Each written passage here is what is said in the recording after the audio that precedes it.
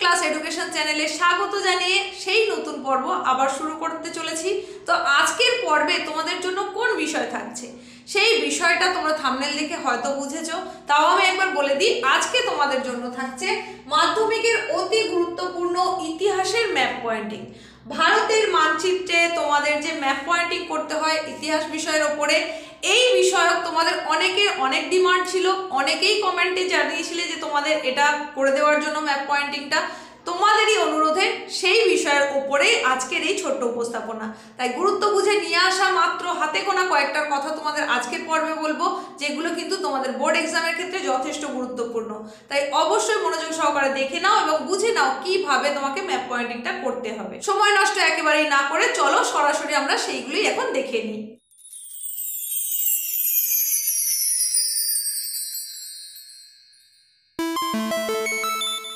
Map পয়েন্টিংগুলো দেখানোর আগে তোমাদের বলি যে এই ম্যাপ পয়েন্টিংগুলো কেন তোমাদের জন্য জরুরি, কেন তোমরা করবে, করলে কি সুবিধে লাভ হবে। তোমাদের এই প্রশ্নটা থাকে কোথায়? বিভাগ খতে।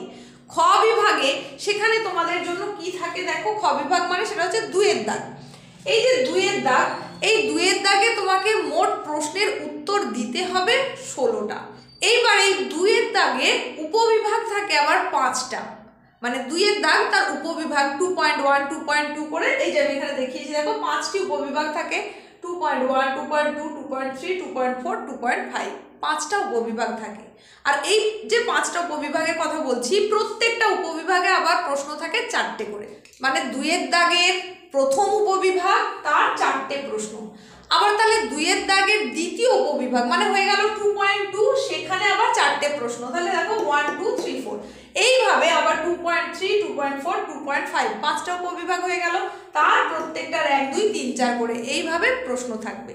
তাহলে 5টা উপবিভাগ, প্রত্যেকটা উপবিভাগে যদি 4টে করে প্রশ্ন থাকে, মোট প্রশ্নের সংখ্যা কতগুলো হচ্ছে? 20টা। সেই 20টা প্রশ্নের মধ্যে বাধ্যতামূলকভাবে তোমাকে করতে হবে কতগুলো? 16টা প্রশ্নের উত্তর করতে হবে, যেটা আমরা আগেই এখানে দেখে নিয়েছি। এইবার যে বিশেষ একটা শর্ত তোমাদের জন্য থাকবে, সেই শর্তটা হচ্ছে কি, যে প্রত্যেকটা উপবিভাগ থেকে তোমাকে একটা করে প্রশ্নের উত্তর করতেই হবে। আমাদের যেটা ম্যাপ পয়েন্টিং থাকে সেটা হচ্ছে এই 2.4 উপবিভাগ। এই যে উপবিভাগটা, এই উপবিভাগটার মধ্যে তোমাদের থাকে ম্যাপ পয়েন্টিংটা। এই ম্যাপ পয়েন্টিংয়ে তাহলে কতগুলো পাবে তুমি অপশন হিসেবে? তোমাকে 4টে দেওয়া হবে। এইবার তুমি এই ম্যাপ পয়েন্টিংয়ের কিন্তু কোনোভাবে নাম্বার মাইনাস হওয়ার কোনো সুযোগ থাকে না। তুমি যদি ভালোভাবে রেগুলার বেসিসে প্র্যাকটিস করো তাহলে এই 4 নম্বর কিন্তু অনায়াসেই পেতে পারো। তোমায় করতে হবে 16টা। 16টার মধ্যে 4 নম্বর যদি একটা উপবিভাগ থেকে তুমি পেয়ে যাও, বাকিগুলো অন্য উপবিভাগ থেকে করলেই হলো। অন্য উপবিভাগে কিন্তু ভুল হওয়ার সম্ভাবনা থাকে, প্রশ্নের উত্তর নাও জানা থাকতে পারে, কিন্তু এগুলো হাতে গোনা মাত্র কয়েকটা প্র্যাকটিস করলেই তুমি সেখান থেকে অবশ্যই কমন পাবে। তাই আমি বলবো মাধ্যমিকের পরীক্ষায় যদি তুমি বেশি নম্বর পেতে চাও তাহলে তোমাকে কিন্তু অবশ্যই ম্যাপ পয়েন্টিং প্র্যাকটিস করা উচিত। এখন দেখো, এই যে ভারতের মানচিত্র তোমরা দেখতে পাচ্ছ, এই মানচিত্রে বেশ কিছু গুরুত্বপূর্ণ ম্যাপ তোমাদেরকে আমি পয়েন্টিং করে দেখাবো, যেটা তোমাদের ইতিহাসের বোর্ডের পরীক্ষার জন্য যথেষ্ট গুরুত্বপূর্ণ। সেই রকমই গুরুত্বপূর্ণ হিসাবে বাছাই করে নিয়ে আসা প্রথম যেটা তোমাদের দেখাবো সেটা হচ্ছে বারদৌলি। দেখো, এই যে জায়গাটা তোমাদের এখন আমি চিহ্নিতকরণ করে দেখাচ্ছি, এইটাই হচ্ছে তোমাদের বারদৌলি। তাহলে আমি এখানে চিহ্নিতকরণ করে দেখালাম। তাহলে এই যে দেখছো গুরুত্বপূর্ণ বারদৌলি তোমাদের চিহ্নিতকরণ করে দেখালাম, এখানে লিখে দিয়েছি। ঠিক তেমনি গুরুত্বপূর্ণ আরেকটা হচ্ছে, সেটা হচ্ছে সাঁওতাল বিদ্রোহের এলাকা। এই যে সাঁওতাল বিদ্রোহের এলাকাটার কথা বলছি, এটার জন্য তোমরা কোন অংশটা চিহ্নিত করবে এবার দেখে নাও। এই যে জায়গাটা দেখছো, এই জায়গাটাই হচ্ছে তোমাদের সাঁওতাল বিদ্রোহের এলাকা। তাহলে এই এলাকাটাকে তুমি কি হিসাবে লিখবে? এটা হচ্ছে ভাগলপুর। তাহলে আমি এখানে লিখে দেখাচ্ছি, দেখো ভাগলপুর। কিসের জন্য চিহ্নিতকরণ করলাম? সাঁওতাল বিদ্রোহের এলাকা। তাহলে দেখতেই পেলে আমি চিহ্নিতকরণ করলাম ভাগলপুর, যেটা হচ্ছে সাঁওতাল বিদ্রোহের এলাকা। এরপরে যেটা তোমাদের দেখাবো অতি গুরুত্বপূর্ণ, সেটা হচ্ছে এই যে জায়গাটা চিহ্নিতকরণ করে দেখালাম, এটা হচ্ছে ঝাঁসি। এটা অনেক সময় তোমাদের ম্যাপ পয়েন্টিংয়ে এসে থাকে, তাহলে এটার নাম হলো ঝাঁসি। তাহলে এই ঝাঁসির পরে গুরুত্বপূর্ণ যেটা তোমাদের এখন দেখাতে চলেছি সেটা হচ্ছে পুনর্গঠিত রাজ্য গুজরাট। এই যে এলাকাটা ঘিরে দিলাম, এই হিসেবে তোমরা এটাকে চিহ্নিতকরণ করবে, এইভাবেই চিহ্নিতকরণ করে নিতে পারো। তাহলে এটা কি হলো? পুনর্গঠিত রাজ্য গুজরাট। তাহলে দেখো এই পুনর্গঠিত রাজ্য গুজরাটটা দেখানোর পাশাপাশি বলে দিই, আমরা এই যে ঝাঁসি চিহ্নিতকরণ করেছিলাম, এই যে ঝাঁসি এটা তোমরা আর কোন সময় দেখাতে পারো, মানে আর কি এলে তোমরা এটা দেখাতে পারো, সেটা হচ্ছে এই যে মহাবিদ্রোহের একটি কেন্দ্র।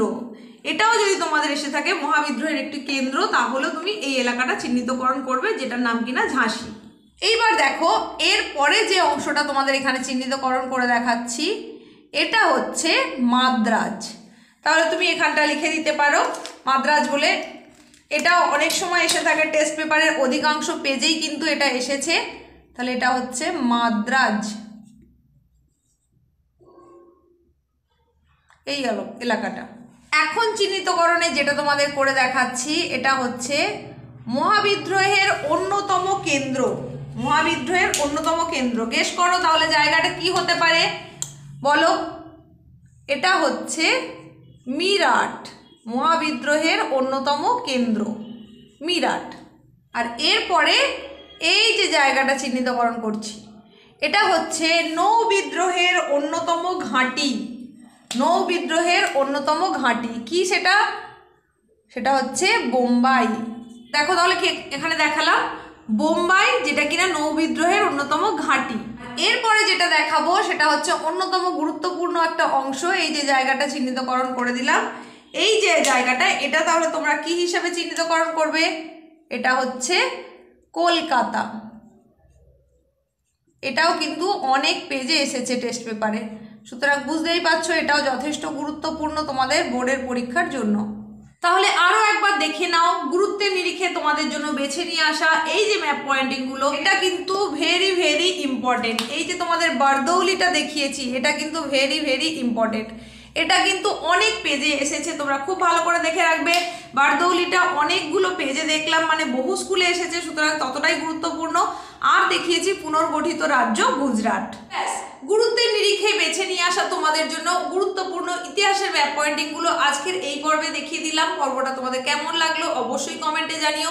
নেক্সট পর্ব তোমরা চাইছো কিনা সেটাও জানাবে, তোমাদের কমেন্টের উপর নির্ভর করছে পরবর্তী পর্ব নিয়ে আসবো কিনা। তাই কমেন্টে অবশ্যই জানাবে যে তোমরা পরবর্তী পর্ব চাইছো কিনা, বা আজকের এই পর্ব যদি তোমার ভালো লেগে থাকে তাহলে লাইক করে বন্ধুদের মধ্যে অবশ্যই শেয়ার করে দেবে। আজকের মতো এইটুকুই, দেখা হচ্ছে নতুন কিছুর সঙ্গে।